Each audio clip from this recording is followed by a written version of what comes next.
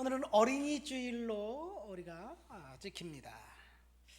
어린이가 살맛 나는 세상, 어린이가 염려 없이 살 수 있는 세상, 그런 세상을 만들어야 되는데 매스컴을 통해서 들려오는 소식은 우리들의 가슴을 아프게 합니다. 제가 오늘 아침에 잠시 교회 오기 전에 인터넷을 봤더니 어떤 한 여성이 자기 아들을 폭력을 행사해서 죽였어요.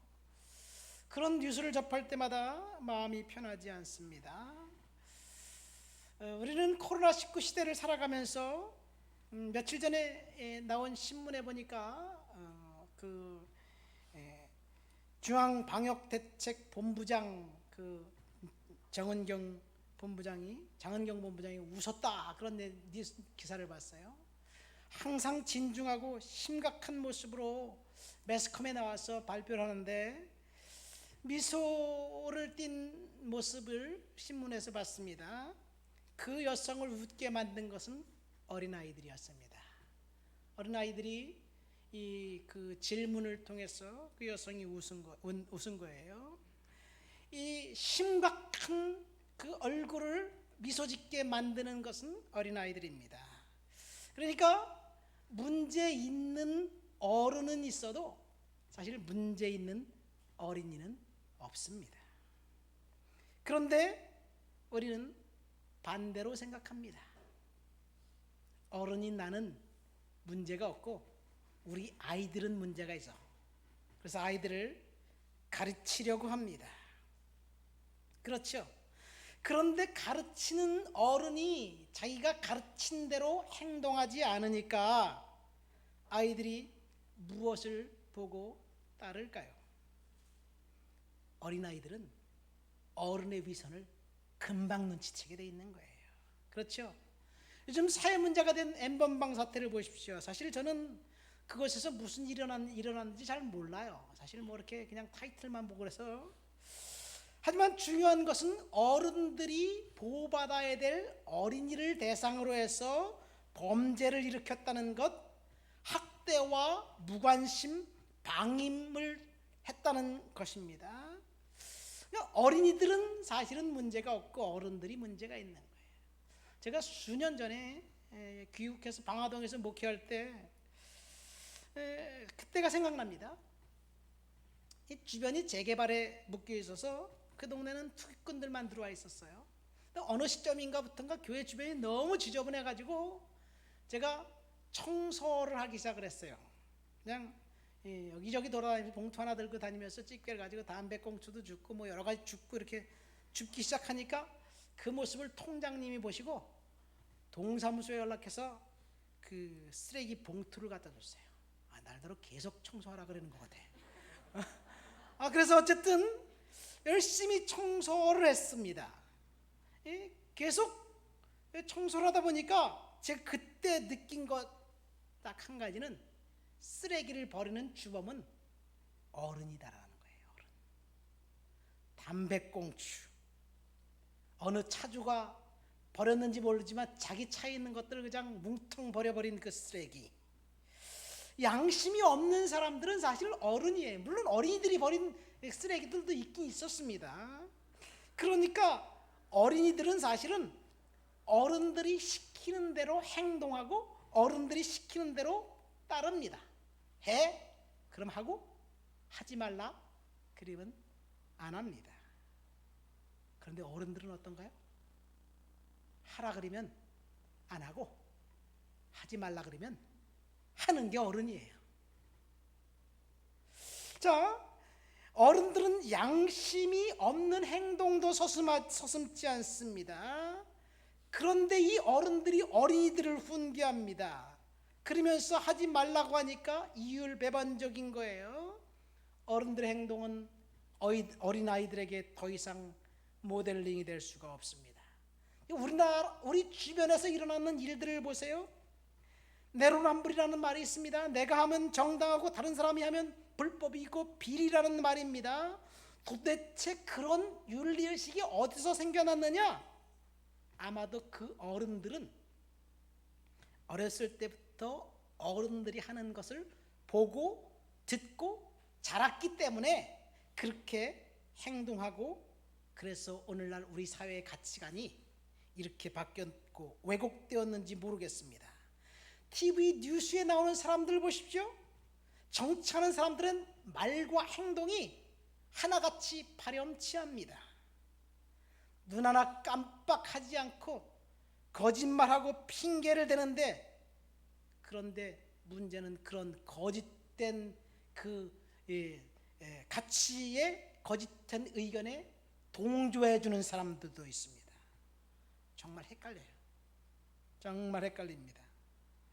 내가 잘 가고 있는지 모르겠어요. 그러니까 문제는 어른들에게 있습니다. 어린이들에게는 있지 않습니다. 문제 있는 어른들은 있어도 문제 있는 어린이들은 없습니다.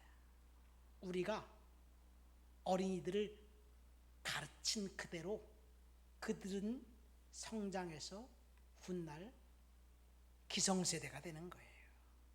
우리의 미래는 하나님의 특별한 은혜가 임하기 전에는 그래서 부정적이고 암울합니다. 오늘 본문 말씀 보십시오. 오늘 본문은 예수님의 제자들이 예수님에게 이런 질문합니다. 주님, 천국에서는 누가 클까요? 이 질문을 들은 예수님이 이렇게 대답합니다. 어린 아이 하나를 세워놓고 두 가지를 이야기합니다. 첫 번째, 천국에는 어린 아이들과 같은 사람들만 간다. 어린 아이들과 같이 되어야지 천국 간다. 둘째, 천국에서 큰 사람은 어린아이처럼 자기를 낮추는 사람이다. 그렇게 이야기합니다. 여러분, 이 예수님의 대답을 통해서 알 수 있는 사실이 뭡니까? 두 가지를 알 수 있어요.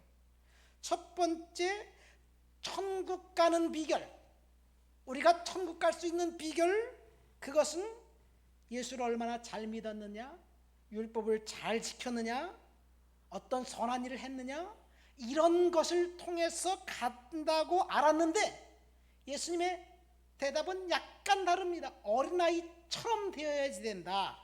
그래야 구원받는다. 그러니까 우리가 알고 있었던 구원에 대한 이야기하고 좀 다릅니다. 두 번째, 천국에는 분명히 큰 자, 작은 자, 혹은 계급이 있다는 것을 알 수 있습니다. 여러분, 그러니까 우리가 천국에 대해서 상당히 오해하고 있는 거예요. 오늘 저는 설교를 통해서 두 가지를 생각해 보려고 합니다. 지금까지 우리가 알고 있었던 구원에 관한 그 생각은 옳은가 과연? 둘째, 우리가 알고 있었던 천국에 대한 개념 역시 성경적인가라는 문제입니다. 먼저 두 번째 질문부터 시작합니다. 천국에는 큰 자, 작은 자, 위치가 높은 위치에 있는 사람, 낮은 위치에 있는 사람 있다는 것을 예수님이 인정하셨습니다. 이것은 정통 교단에서 천국에는 상급이 있다는 주장과 대체적으로 일치합니다. 그러나 일부 교회와 성도들과 이단들은 천국에는 계급이 없다. 계급이 있으면 그게 천국이냐, 이 세상이지, 뭐 이렇게 주장하는 사람들이 있습니다. 설득력이 있는 것 같아요. 그래서 성도들은 이렇게 생각하는 사람들이 있습니다. 천국 자체가 그 중요한 거지. 여러분, 사실 그거는 비성경적이에요. 한마디로 말해서 옛날 요즘 사람들은 모르겠는데 제가 어렸을 때 부흥강에서 들었던 얘기, 천국에는 개털 모자 쓰는 사람도 있고요, 면류관 쓰는 사람도 있다는 얘기예요. 그것이 예수님의 말씀입니다. 여호와 증인은 이렇게 말합니다. 사랑이 많으신 하나님, 그 하나님이 지옥을 만들었을까? 자비로운 아버지인데 그럴 리 없어. 지옥은 이 세상이야. 너 봐, 지옥처럼 살고 있잖아. 여기서 더 큰 지옥이 어딨어? 뭐 이렇게 주장합니다. 그런데요, 이들은 또 천국은 믿어요.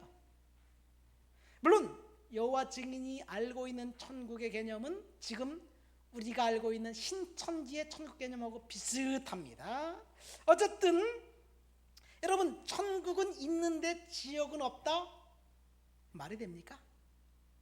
사실 이런 주장은 수많은 사람들이 그동안 해왔습니다. 영국 출신의 철학자, 현대 지성인의 가장 존경받는 사람인 버틀란트 러셀이라는 사람이 이렇게 말했습니다. 그 사람은 서구 정신 세계를 지배하는 사람입니다. 지금 작고했습니다. 정말로 교양 있는 사람이라면 영원한 형벌 따위는 믿지 않을 것이다. 더 흔한 말로 하면 자비로우신 아버지 하나님께서 사람들을 지옥으로 보낼 리 없다는 얘기예요. 아버지가 어떻게 아들을 지옥으로 보냅니까? 그럴 수 없다는 얘기예요. 찰스 템플러턴이라는 그 사람은 이렇게 이야기합니다. 어떻게 사랑이 많은 하늘 아버지가 영원한 지옥을 창조해서 종교적 신앙을 받아들이지 못한, 혹은 받아들일 수 없었던, 혹은 받아들이지 않은 그 사람들을 수세기 동안, 수백 년, 수천 년 동안 지옥에 넣어서 죽지도 않고 고통받게 할 수 있느냐? 없다. 만약 그런 하나님이라면 하나님 아니다. 이렇게 하나님을 향해서 분개했습니다. 여러분, 이 말에 수긍이 갑니까? 그럴듯해요. 사랑이 많은 아버지가 아들을 지옥에 넣는다? 메이크 센스가 안 돼요. 연결되지 않습니다. 그래서 많은 종교 지도자들이 여기에 호응하는 추세입니다. 이렇게 사람들의 마음을 사로잡았습니다. 대단한 종교인, 인간을 진짜 존중하는 종교인이라는 소리를 들을 수 있을진 몰라도 여기 한 가지 더, 다 종교에도 구원이 있다 이렇게 말하면요, 그 사람은 진짜 존경받는 종교인이 돼요. 타 종교에 나름대로 독특한 진리가 있는 건 사실입니다. 그러나 그 진리로 성경에서 말하는 천국을 갈 수 있는 다른 길이라는 주장은 성경 말씀과 일치하지 않습니다. 여러분, 사실 언제부터인지 교회에서조차도 지옥에 대해서 말하기를 꺼림칙한 주제가 되어버렸습니다. 지옥에 대해서 이야기하면서 명랑한 얼굴로 지옥을 떠벌린다면 사실 지옥에 대해서 잘 모르는 거예요. 성경은 정말 지옥에 대해서 아주 적나라하게 묘사합니다. 칠흑 같은 어둠, 영원한 멸망, 구더기도 죽지 않고 불도 꺼지지 않는 곳, 불과 유황으로 타는 연못, 거기에 들어간 사람들이 슬피 울며 이를 갈면서 분노하고 절망뿐인 곳, 그것이 지옥이라고 이야기하고 있습니다. 예수님께서 지옥에 대한 이야기를 엄청나게 많이 하셨습니다. 예수님은 지옥으로 통하는 길에 경고판을 세워두셨습니다. 그 경고판에는 딱 두 글자만 있는 거예요. 그것은 멸망이라는 글자입니다. 예수님은 지옥 이야기를 예수님의 가르침 중에서 약 13%를 했고요. 그리고 비유 중에서 3분의 2가 부활과 심판에 대한 이야기입니다. 예수님은 잔혹스럽고 변덕스러워서 그런 것이 아니라 현실 그대로 직설적으로 지옥에 대해서 경고한 거예요. 예수님은 누구나 알 수 있듯이 경고했습니다. 영혼과 육체를 한꺼번에 지옥에 던져 멸망시킬 수 있는 자들을 두려워해라. 지옥 얘기가 나왔으니까 한마디만 더 할게요. 아까 찰스 템플턴이 그렇게 얘기했다 그랬죠? 자비로운 아버지께서 어떻게 지옥을 만들어서 사람들을 거기다 쳐넣을 수 있느냐, 그런 이야기를 했다고 제가 이야기했어요. 어떤 의미에서 보면 그의 주장이 맞아요. 하나님께서 사람들을 지옥으로 만들어서 하나님이 지옥에 쳐넣었을까? 사실은요, 그게 오해예요. 하나님은 사람들을 지옥으로 쳐넣은 게 아니라 천국으로 인도하려고 예수님을 보냈어요. 그럼 지옥엔 어째서 갑니까? 자기가 자청해서 가는 거예요. 하나님이 사람들을 지옥에 쳐넣었다 그러니까 하나님에 대해서 좀 불편한 거예요. 변덕스러운 하나님이라고 생각하는 거예요. 그런데 사람들이 지옥에 간 것은요, 하나님이 쳐넣은 게 아니라 자기가 자청해서 간 겁니다. 그래서 C.S. 루이스라는 사람이 이런 말을 했어요. 저주받은 자들은 어떤 의미에서 끝까지 성공한 반역자들이다. 이 성공한 반역자들이 지옥 가는 거예요. 그러니까 C.S. 루이스가 이렇게 이야기합니다. 일단 그곳에 가면 사람들은 그곳을 떠나고 싶어 하지 않는다. 저주받은 바보들은 절대로 온유해지지 않는다. 생각도 절대로 달라지지 않는다. 지옥에서조차도 사람들은 이 재앙을 주관하는 하나님의 권능, 그 하나님의 이름을 모욕했고 결코 회개하거나 하나님께 영광을 돌리려 하지 않는다. 여러분, 우리 생각에 사람들이 지옥에 가면 거기 뜨거운 불 속에서 후회하며 자책할 것이라고 예상하지만 사실은 지옥에 가면 후회하고 자책하는 것이 아니라 더 불경해지고 더 하나님을 모독하고 더 하나님을 향해서 그 불경한 말을 쏟아내게 돼 있는 거예요. 그것은 C.S. 루이스의 말입니다. 생각을 해보세요. 가만히 생각해 보세요. 누가복음 16장에 보면 부자와 나사로 비유를 예수님이 하셨어요. 거기 부자는 어디 갔어요? 지옥 갔고 거지 나사로는 천국 갔어요. 고통 중에 있었던 부자가 멀리 눈을 들어서 천국 아브라함의 품에 있는 자기 집에 있었던 거지를 봤어요.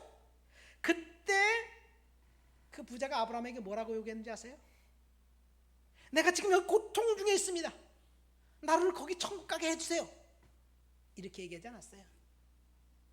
뭐라고 얘기했느냐? 아버지, 그 나사로 좀 일로 데려와서 나한테 데리고 와갖고 나한테 물 좀 주세요. 무슨 말이냐면요, 천국에 있는 나사로를 끌어서 지옥에 오게 해달라는 얘기예요. 이렇게 얘기했습니다. 말이 됩니까? 지옥에 있는 사람들의 마음 십보예요. 자기가 천국 가는 걸 가게 해달라는 게 아니라 천국에 있는 그 나사로를 지옥에 내려와 달라고 하는 것. 여러분, 천국에서 막 끌어내리려고만 했습니다. 지옥은 그러니까 스스로 선택한 것입니다. 부자 이야기를 조금 더 해볼까요? 부자가 하나님의 처사에 대해서 투덜거리면서 자기를 지옥 가게 했던 하나님에 대해서 부당하다고 불평했나요? 전혀 부당하다고 불평하지 않았어요. 부자는. 다만 목이 마르다고 투덜거리기만 했습니다.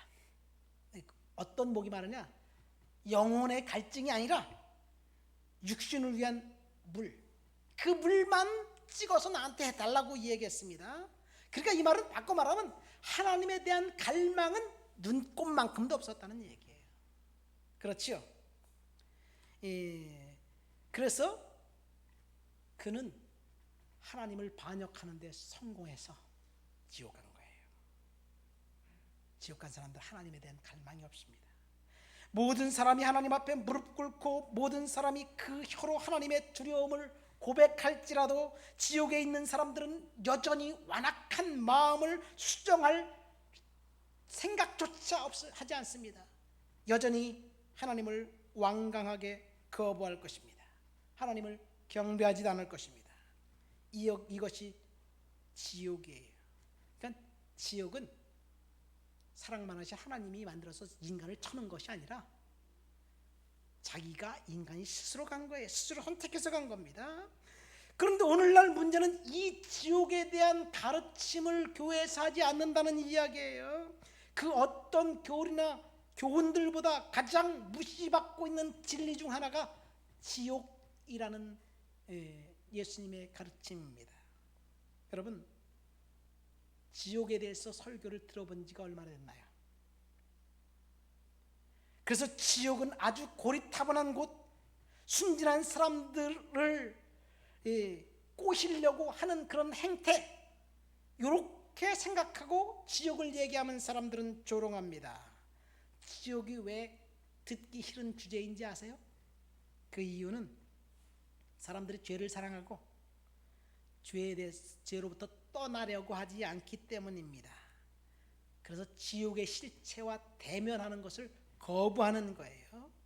그래서 지옥은 금지된 진리가 되었습니다.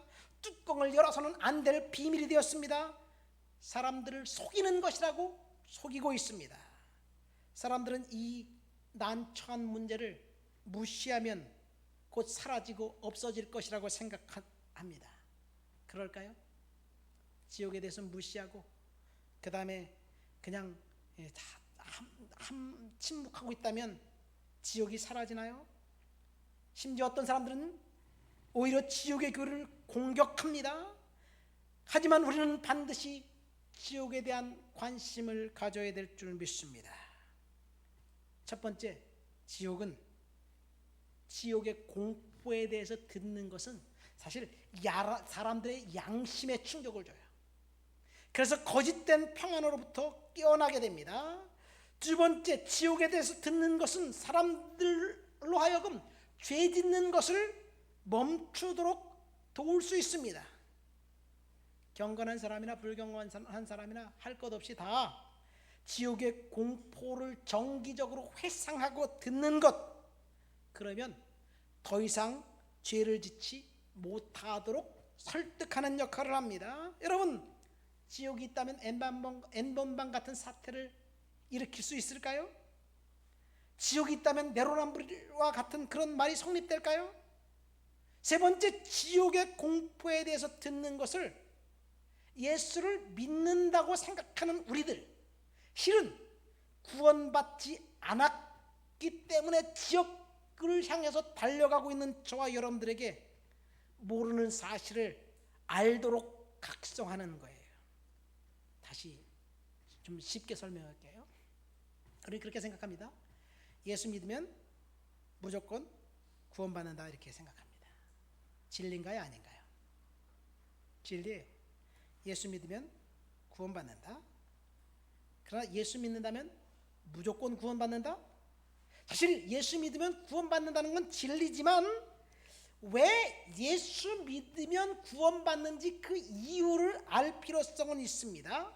여러분, 우리가 구원받는 것은 예수를 믿었기 때문이지만 예수를 믿은 결과 어떤 현상이 저와 여러분들에게 일어났기 때문에 구원받는 거예요.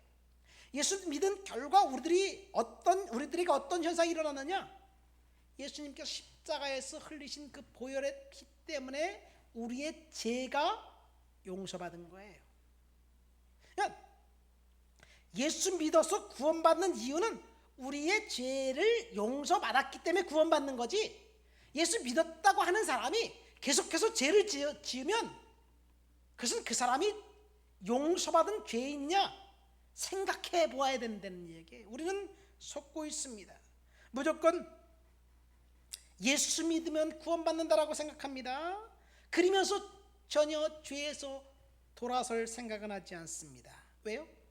예수 믿었기 때문에 구원받았다고 자신에게 안위를 주면서 생각하기 때문에 그렇습니다. 며칠 전 이 라임 사태를 일으켰던 그 김봉현이라는 회장이 잡혔어요. 천문학적인 돈 1조 600억 원대, 1조 6천억 원대를 지금 사기쳤대요. 근데 그 사람이 잡혔어요. 정관계 로비 자금을 수없이 많이 살포했습니다. 그런데 검찰에게 잡혀서 노트 2권을 뺏겼어요. 한 권은 자금을 전달한 치부책, 근데 또 한 권이 저를 빡치게 만들었어요. 성경 필사 노트.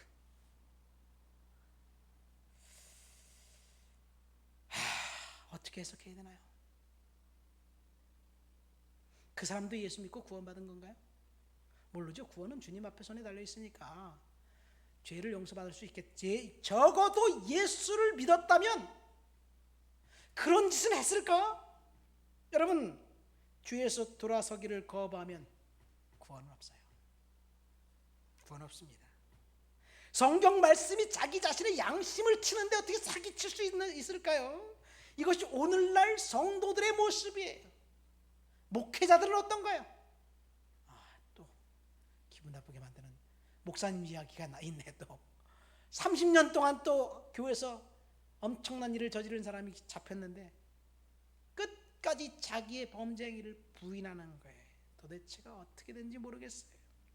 네 번째, 지옥에 대한 설교는 우리 모두에게 지옥에 대한 경각심을 깨워줍니다. 왜 사람들이 지옥을 두려워하지 않나요? 지옥이 존재하지 않고 있다고 생각하기 때문에 그런 거예요. 교회에 다니는 사람들이나 교회 밖에 있는 사람들이나 똑같습니다. 지옥을 두려워하지 않습니다. 왜 그렇습니까? 그것은 지옥의 실체를 모르기 때문에 그래요. 가만히 생각해 보세요. 그 사자 그림을 보면서 두려움이 생기나요? 그림이기 때문에 우리는 두렵지 않아요. 아무리 사자 그림을 진짜 적나라하게 그렸어도. 그러나 생각해 보세요. 여러분이 그 정글에 갔는데 거기서 사자를 딱 눈앞에 만났다고 생각해 보세요. 두려움이 엄습할 거예요. 공포에 떨 것입니다. 지옥의 실체를 오해하기 때문에 그래요. 이 대목에서 누가 천국 갈까라는 질문을 한번 생각해 봅시다. 지금까지 교회에서 들어온 바에 의하면 천국에는 누가 갑니까? 예수 믿는 사람들이 갑니다. 이것은 진리입니다. 예수께서 말씀하셨죠. 내가 곧 길이요 진리요 생명이니 나로 말미암지 않고는 아버지께로 올 자가 없느니라. 분명히 예수만 믿어야지 천국 갑니다. 베드로는 천하 사람 중 구원을 받을 만한 다른 이름을 우리에게 주신 일이 없다. 오직 예수만 믿어야 구원받는다 라고 오순절 성령 강림 이후 예루살렘 성전에서 선포했습니다. 다른 종교, 다른 그 어떤 율법적인 행위, 경건으로 구원받을 수 있는 사람은 아무도 없습니다. 그래서 진리는 오직 하나 예수님을 믿는 것뿐입니다. 여러분, 진리라는 것 자체는 배타적인 거예요. 이것이 진리이면 그 반대되는 그 상황은 진리예요? 진리가 아니에요? 진리가 아닙니다. 그런데 그렇기 때문에 진리는 독선적이고 배타적입니다. 내가 맞았으면 반대로 주장하는 너는 틀렸고, 만약 내가 틀렸으면 너는 맞는 것, 이것이 진리예요. 그런데 너도 맞고 나도 맞다, 이게 진리인가요? 아닙니다. 사람들은요, 내가 맞고 네가 틀렸다라고 얘기할 때 상대방이 그래 네가 맞는 거 나 안다, 그런데 나를 틀렸다고 얘기했기 때문에 내가 기분 나쁜 거예요. 그래서 수용하지 않습니다. 그래서 전도할 때 저는요, 특별히 대학에서 청년들하고 성경 공부할 때 예수 믿어야 구원받는다, 예수 그것이 진리지만 그렇게 이야기하지 않습니다. 청년들하고 이야기를 많이 하면서 자연스럽게 죄에 대한 이야기를 하고, 죄 때문에 우리는 지옥 간다, 그러나 죄를 용서해 주실 분은 예수님 한 분밖에 없기 때문에 예수만 믿어야 된다, 이렇게 이야기합니다. 여러분, 결론적으로 예수가 유일한 길이라는 것 사실은 진리입니다. 그런데 왜 예수가 우리를 구원시켜 주느냐? 예수님이 어떤 행동이 저와 여러분들의 죄를 용서해 주시기 위해서 십자가에 달려 돌아가셨기 때문에 그렇습니다. 근데 본문 말씀 보세요. 예수님은 약간 다른 말씀을 하십니다. 2절부터 6절까지 한번 우리 다 같이 읽어보시도록 하겠습니다. 본문 2절부터 6절 우리 다 같이 읽습니다. 예수께서 한 어린아이를 불러 그들 가운데 세우시고 이르시되 진실로 너희에게 이르노니 너희가 돌이켜 어린 아이들과 같이 되지 아니하면 결단코 천국에 들어가지 못하리라. 그러므로 누구든지 이 어린아이와 같이 자기를 낮추는 사람이 천국에서 큰 자니라. 또 누구든지 내 이름으로 이런 어린아이 하나를 영접하면 곧 나를 영접함이니, 누구든지 나를 믿는 이 작은 자 중 하나를 실족하게 하면 차라리 연자 맷돌이 그 목에 달려서 깊은 바다에 빠뜨리는 것이 나으니라. 자, 이 구절에서 보면 예수님이 뭘 말씀하셨나요? 어린아이들과 같이 되지 않으면 천국 갈 수 없다, 예수님이 말씀하셨어요. 두 번째, 천국에서 큰 자는 어린아이들처럼 자기를 낮추어야 한다. 그러니까 천국에서 큰 자는 어린아이다. 세 번째, 작은 자 하나라도 실족하게 하면 지옥 간다, 그런 이야기예요. 이게 예수님이 하신 말씀입니다. 여러분, 예수를 믿었기 때문에 천국 간다고 예수님이 말씀하지 않으셨어요. 어린아이가 천국 간다. 천국에서 어린아이와 같은 자가 큰 자다. 이렇게 말씀하셨습니다. 무엇을 말씀하시는 거냐? 여기서 말씀하신 어린아이는 영어 성경에 보면 a little child예요. a little child. 다른 단어로 하면 infant예요. 그러니까 유아기 정도, 젖먹이 정도 어린아이입니다.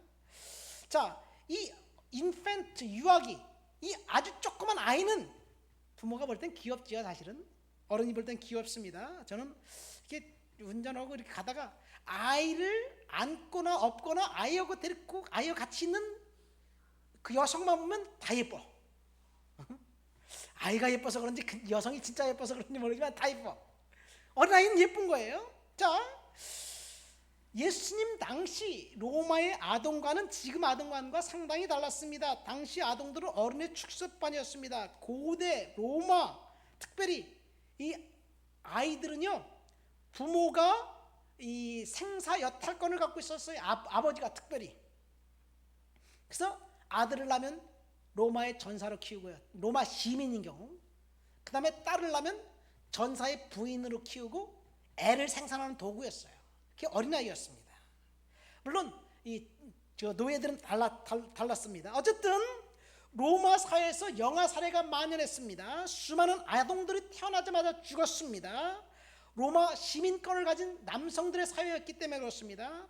로마서 1장에 보면 무정한 자 1장 13절 이런 사람이 아이를 죽이는 영아 살해하는 그 남성들을 이야기합니다. 로마 제국의 멸망 중 하나가 이 영아 살해로부터 출발합니다. 어찌 보면 무정한 자, 무법한 자, 무자비한 자는 영아 살해했던 로마의 남성들을 이야기하지만 오늘날 N번방 사태를 보면 비슷해요. 그러니까 멸망 직전에 있는 현상이라고 볼 수 있습니다. 인간의 생명을 존중하지 않는 거예요. 인간답고 문명화된 사회는 하나의 필수 불가결한 원칙은 인권이에요. 인권. 그런데 이 유린당하는 인권의 어린아이들을 예수님은 회복시켜 주셨어요. 그러면서 어린아이들이 내게 오는 것을 금하지 말라. 어린아이와 같지 않으면 천국에 들어갈 수 없다. 이렇게 말씀하신 거예요. 그러면서 천국은 어린아이가 간다. 이렇게 얘기합니다. 여기서 3절 말씀 보세요. 여기 돌이켜 어린아이와 같이 되지 아니하면 이라는 그 성경을 보면요. 그 돌이키라는 말은 영어 성경으로 be converted라고 되어 있습니다. 회심하지 않으면, 회심해서 어린아이와 같이 되지 않으면 이런 뜻이에요. 여러분 가만히 보세요. 어른들이 천국에 들어가기 위해서 회심해야 됩니다. 회심의 조건은 예수 그리스도를 통해서 회심하는 거예요. 그리고 회심을 통해서 어린아이처럼 되는 거예요. 예수님 말씀하신 거예요. 그럼 어린아이들은 회심할 필요성이 없이 이미 어린아이들인데, 여러분 바꿔 말하면 어린아이는 이미 천국의 백성들이라고 주님께서 말씀하신 거예요. 좀 헷갈리는 말씀 같은데, 오늘 마태복음 19장 그 다음 장에 보면 예수님이 이렇게 말씀하셨어요. 사람들이 예수께서 안수하시고 기도해 주심을 바라고 어린아이를 데리고 오자 제자들이 꾸짖었습니다. 그때 예수님께서 내게 오는 것, 어린아이들을 용납하고 내게 오는 것을 금하지 말라. 천국은 이런 사람의 것이다. 천국은 이 아이의 것이다. 이렇게 얘기했어요. 여기서 보면 영어 성경에 보면 분명히 알 수 있어요. 그것은 뭐냐면 소유를 이야기하고 있어요. 그러니까 천국은 어린아이가 천국을 이미 소유했다 이런 말씀이에요. 이것이 주님의 말씀입니다. 그러니까 천국은 어린아이들이 갈 수 있는 곳이다라고 말씀한 거예요. 천국은 어린아이와 뗄래야 뗄 수 없는 관계입니다. 왜 그래요? 회개할 필요성도 없기 때문에 그래요. 자, 제가 다시 한번 이해하기 쉽게 말씀드릴게요. 자, 여러분, 저와 여러분들 왜 어떻게 해야 천국 가느냐? 회개하고 죄를 용서받으면 천국 갑니다. 회개하고 죄를 용서받을 수 있는 길은 예수님의 십자가의 보혈 사건이 회개하고 죄를 용서받을 수 있는 그 능력이 돼요. 그러면 만약에 회개할 죄를 한 번도 지지 않은 사람이 있다면 어떻게 될까요? 회개할 죄를 짓지 않는 인간이 있을까요? 없죠? 없나요? 엄마 뱃속에서 태어나기 바로 직전에 죽은 아이는 어떻게 되나요? 아직 태어나지 않았으니까 아이가 아닌가? 사람이 인간이 아닐까? 그러니까요, 이 어린아이는, 죄를 짓지 않은 어린아이는 천국 갈 수밖에 없는 거예요. 그러면 여기서 한 가지 문제가 생겨요. 엄마 뱃속에서 태어나지 않은 아이는 태어나지 않았으니까 분명히 죄를 안 진 건 맞아. 근데 태어나긴 태어났는데 한 달 만에 죽은 아이는 어떨까? 한 달 사이에 죄를 졌을까? 한 10달 정도 되면 엄마 젖을 빠는데 꽉꽉 깨물어. 아프다 그래도 깨물어. 그러면 이게 인간의 죄성이야. 그 죄성 때문에 깨문 걸까요? 치아가 날라고 막 간질간질해서 깨문 걸까? 그러니까 사실은 성경에서 말하는 구원은요, 은혜로 구원받습니다.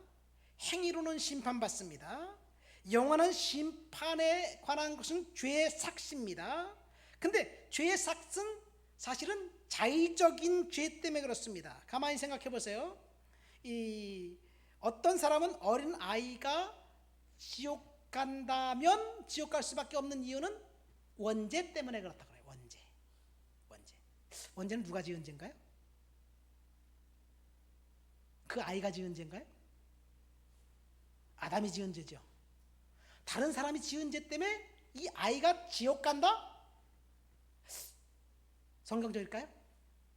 사실은요, 성경 말씀 찾아보시겠어요? 그 다음 성경 구절을 한번 띄워줘 보세요. 우리 에스겔 18장 19, 20절, 신명기 24장 16절, 우리 한번 다 같이 읽어보시겠습니다. 그런데 너희는 이르기를 아들이 어찌 아버지의 죄를 담당하지 아니하겠느냐 하는도다. 아들이 정의와 공의를 행하며 내 모든 율례를 지켜 행하였으면 그는 반드시 살려니와 범죄하는 그 영혼은 죽을지라. 아버들은 아버지의 죄악을 담당하지 아니할 것이요 아버지는 아들의 죄악을 담당하지 아니하리니 의인의 공의도 자기에게로 돌아가고 악인의 악도 자기에게로 돌아가리라. 신명기 아버지는 그 자식들로 말미암아 죽임을 당하지 않을 것이요 자식들은 그 아버지로 말미암아 죽임을 당하지 않을 것이니 각 사람은 자기 죄로 말미암아 죽임을 당할 것이니라. 이 구절은 무엇을 이야기합니까? 다른 사람의 죄 때문에 내가 벌 받는 것, 이거는 조선시대에 있었던 삼족을 멸하고 구족을 멸하는 그런 법칙이지 성경은 아니에요. 생각을 해보세요. 가만히 생각해 보세요. 성경은 뭐라고 말하고 있습니까? 이교도도 살인자도 어떤 엄청난 죄를 졌어도 하나님의 은혜로 구원받을 수 있어요. 그렇죠? 엄청난 죄를 졌어도 구원받을 수 있습니다. 근데 한 가지 좀 불합리한 건 있어요. 살인자는 감옥에 가서 그 사이에 예수 믿어서 구원받는데 살해당한 사람은 예수 안 믿게 됐기 때문에 지옥 가. 그건 좀 약간 좀 그러기도 해요. 그러나 예수를 믿을 기회, 죄를 용서받을 기회가 있을 동안의 기회를 남용했기 때문에 지옥 가는 건 맞습니다. 그러나 어린아이의 경우는 어떤가요? 원죄 때문에, 다른 사람 죄 때문에 지옥 간다. 하나님의 공의에 위배됩니다. 원죄는 사실 이 성경에 나와 있는 말은 아니에요. 성경에 오리지널 시리라는 말은 나와 있지 않습니다. 나중에 신학적으로 신학자들이 원죄 이렇게 얘기했기 때문에 그렇지. 어쨌든 중요한 것은 사람이 죄를 짓고 지옥 간다면 자기가 지은 죄 때문에 그런 거예요. 아담이 지은 죄 때문에 이 사람이 지옥 가는 건 아니에요. 그러니까 물론 여기서 그 어린 아이가 몇 살 때까지냐 이런 그런 어떤 어떤 윤리적인 어떤 그런 것은 있지만 어쨌든 중요한 것은 어린아이는 구원받습니다. 천국 갑니다. 이것이 지금 주님께서 말씀하신 거예요. 이 어린이 구원에 대한 문제에 대해서 자세히 더 알고 싶으면 제가 몇 년, 2, 3년 전에 어린이 주일 예배 때 어린이 구원에 관한 것을 설교한 것이 있어요. 유튜브에서 한번 찾아서 들어보시든지. 교회 홈피에 어린이 구원에 대한 그 이야기를 제가 몇 장을 요약해 놓은 것이 있어요. 그걸 한번 읽어보시기 바랍니다. 말씀을 맺습니다. 오늘 어린이 주일을 통해서 오늘 말씀의 제목은 뭡니까? 이 어린이와 천국에, 어린이는 천국 간다는 이야기입니다. 여러분, 어린 아이가 하나님께 쓴 편지가 있어요. 그 편지를 제가 읽어드릴게요. 사랑하는 주님께 오늘 멋진 날씨를 주셔서 감사합니다. 고맙습니다. 주님께서는 텔레비전 기상 통보관까지 바보를 만드셨군요. 어린아이가 하나님께 쓴 편지입니다. 주님, 미쳐본 적 있으세요? 우리 엄마는 항상 미치겠다고 해요. 그런데 우리 엄마도 사람이거든요. 어린아이의 편지입니다. 사랑하는 주님, 제 용돈을 올려주셨으면 좋겠습니다. 천사를 지켜서 우리 아빠에게 제 용돈 좀 올려주게 해주세요. 어린아이의 편지입니다. 여러분, 어린아이들은 정말 우리가 생각할 수 없는 그런 기발한 생각을 하고 있습니다. 유명한 시인 윌리엄 워즈워드가 무지개라는 시에 보면 이런 말을 했어요. 어린이는 어른의 아버지라는 문구가 있습니다. 어린이가 어른의 아버지인지 왜 그런지 모르겠지만 아마 이런 유추해 볼 수 있을 것 같아요. 아버지가 살아왔던 삶의 스타일이 자녀들에게 고스란히 반복되기 때문에 그런 것이 아닌가, 이런 생각도 한번 해봅니다. 그러니까 어린이를 통해서 우리가 우리의 모습을 발견해야 될 줄 믿습니다. 여러분, 저와 여러분들이 이 땅을 살면서 정말 지옥에 대한 경각심을 가지고 천국의 백성으로 살아간다면 좀 우리의 삶이 바뀌지 않을까 생각됩니다. 그리고 저와 여러분들의 삶이 바뀌어서 이 지역 사회가 바뀌고 우리 대한민국이 바뀌었으면 좋겠습니다. 다 같이 말씀을 생각하며 통성으로 기도합니다. 하나님 아버지,